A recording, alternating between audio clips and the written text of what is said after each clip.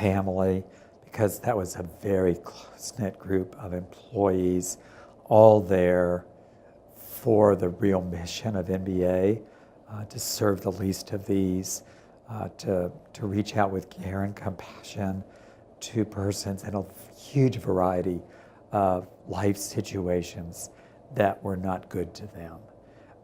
And so visiting the facilities that we were managing or owned or operated, walking into a very small 650 room apartment for low-income seniors, and having the woman greet me at the door and said, "You have to see the greatest place I have ever lived."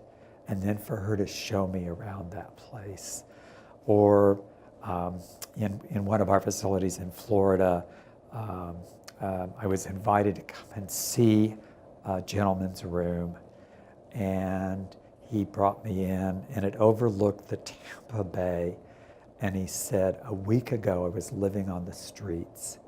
And then he looked out the window and said, "And now I'm living like a king." Oh my goodness, to hear those kinds of stories just broke your heart, but also to know that we were providing that kind of safe, secure place, the community in which now they've found themselves, where there are all kinds of activities and they're being loved and looked after. That was great. I mean, I loved going and visiting and sitting and hearing their stories. And then some of the other places where retired ministers were still doing great work in their retirement, and to hear their stories of how they were living in a retirement community.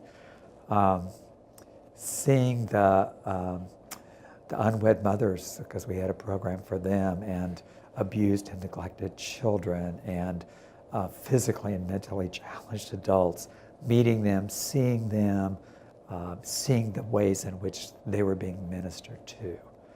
Amazing.